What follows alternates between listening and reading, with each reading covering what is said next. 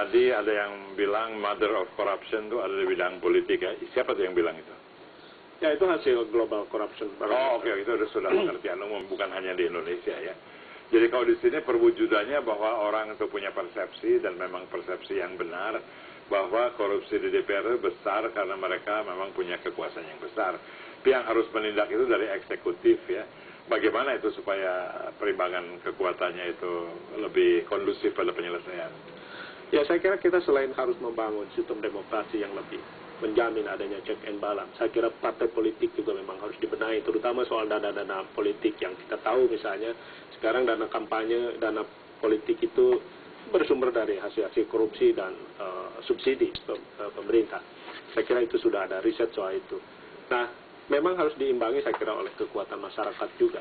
Saya tidak terlalu percaya kalau hanya lewat kekuatan kehakiman atau kekuatan harus ada push gitu, harus ada pressure dari masyarakat. Itu yang sekarang saya barangkali gerakan anti korupsi belum memang meluas tapi belum begitu berpengaruh. Ngomong-ngomong soal masyarakat, kalau media mewakili masyarakat, sampai sekarang media kan sangat membantu anti korupsi. Apa betul? Atau ada yang membela juga? Saya kira memang luar biasa ya. Memang media dalam hal tertentu memang cukup aktif membongkar kasus. Ada banyak investigasi yang dilakukan media. Media juga ikut mendorong proses-proses hukum yang sedang berlangsung, yang mengawasi.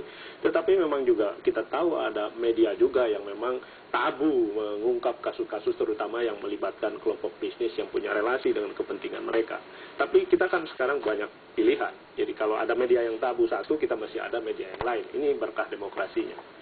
Pak Teten, ini orang ada yang titip pertanyaan pada saya. Dia harus milih pada tanggal 8 Juli. Ada 3 calon. Tiga-tiganya menyatakan tentu mereka tuh anti korupsi gitu ya. Terus si pemilih juga tidak terlalu fasih mengenal kasus. Bagaimana cara yang mudah untuk bisa membedakan di antara calon-calon presiden dan wakil presiden, mana yang kira-kiranya dia akhirnya bisa pilih, bukan karena bagus sekali, tapi karena lumayan. Tanda-tandanya orang itu tulus anti korupsi dan tidak, dari mana Pak Teten?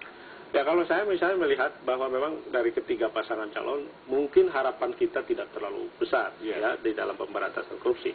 Walaupun begitu, meskipun begitu, saya kira probabilitasnya untuk melakukan pemberantasan korupsi mungkin ketiga calon ini berbeda. Nah, saya kira dalam pemberantasan korupsi yang paling sulit di Indonesia itu kalau mereka punya kepentingan bisnis, ya kepentingan politik dan lain sebagainya.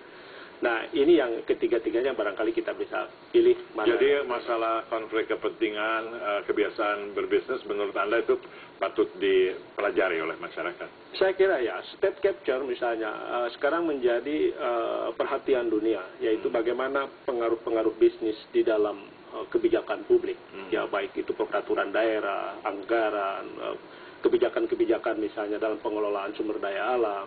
Itu sangat berpengaruh. State capture ini merupakan korupsi yang sangat sistematik. Tapi ada argumen sebaliknya bilang kalau pejabatnya itu atau presidennya itu orang latar belakang bisnis sudah kaya, dia nggak bakal korupsi lagi karena udah cukup kaya gitu. Nah, kita lihat kalau memang bisnisnya itu captive marketnya adalah proyek-proyek pemerintah, APBN, APBD, justru saya kira masuk ke dalam kekuasaan untuk memperluas basis ekonominya, basis bisnisnya. Saya nggak terlalu menjamin bahwa ini kan berbeda korupsi dengan pegawai negeri. Kalau di pegawai negeri memang dia korupsinya karena perut lapar. Sampai satu level dia puas gitu ya? Dia akan berhenti gitu. Tapi ini kan saya kira soal kekuasaan ekonomi dan politik barangkali tidak ada batasnya. Iya, karena barangkali juga kebutuhannya juga meningkat ya. Terus satu pertanyaan juga barangkali Pak Teten sempat mengamati, apakah orang yang dulunya itu korupsi bisa satu saat menjadi baik gitu ya, jadi kapok, jadi reformer gitu ya, ataukah orang itu tabiatnya sudah bisa dibaca dari track recordnya? Nah, saya tidak percaya bahwa husnul khotimah dalam teori korupsi karena pada dasarnya kalau orang udah korup dia bagaimana membangun kekuasaan untuk sekali waktu tidak dibongkar atau jadi ada kecenderungan memperluas rejim korupsinya. Nah, saya kira itu ya. Itu soal satu saat mungkin bongkar, ada ini nggak sih, ada kadaluarsa nggak? Kalau orang korupsi 20 tahun yang lalu, apa masih bisa dibongkar atau ada statute of limitations, 5 tahun nggak dilihat lagi gitu misalnya? Tidak ada memang. Oh, tidak ada. Tidak ada. Tapi kan dengan pergantian politik yang begitu cepat ya, kan dalam teori korupsi di Indonesia misalnya soal patron klien ya, patronase politik dalam bisnis. Mungkin ketika sekarang membuat kebijakan, politisi di mana tuh mendukungnya, tapi begitu terganti pemilihan itu dia akan dibuka kembali, itu menjadi sebuah kasus korupsi. Yang pertama bisa dianggap sebagai sebuah belet kebijakan resmi, oleh penguasa berikutnya bisa dianggap sebagai sebuah korupsi, dan itu di Taiwan, dimanapun juga terjadi. Di Korea Selatan ada presiden yang bunuh diri, di Taiwan juga sekarang ada proses seperti itu. Jadi sebuah rejim korup menurut saya akan selalu berusaha membangun rejim itu semakin kuat, supaya memang kasus-kasus catatan hitam mereka di masa lalu itu cukup aman untuk jangka panjang.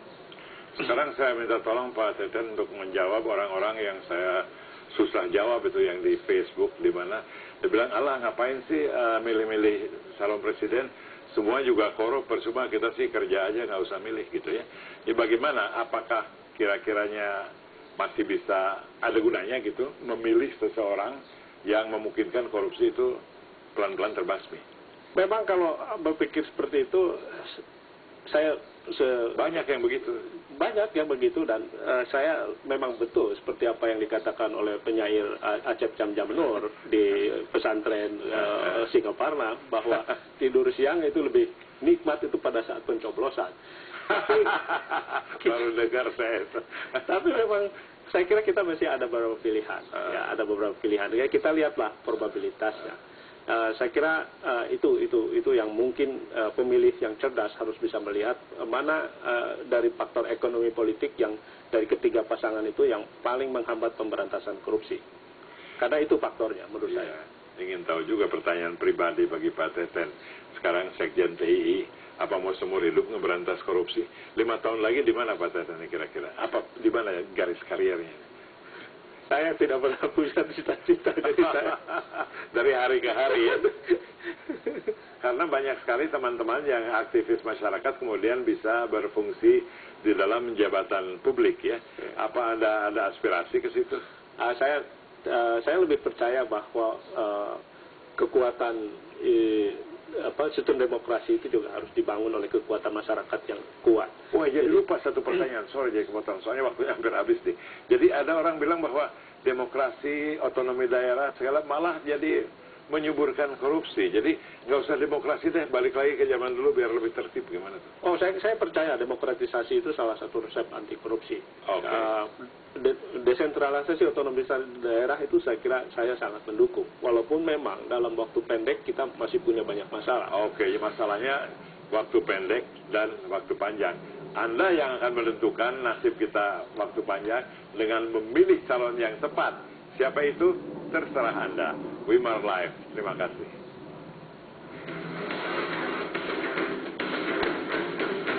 Debat Cawapres dengan topik meningkatkan kualitas hidup manusia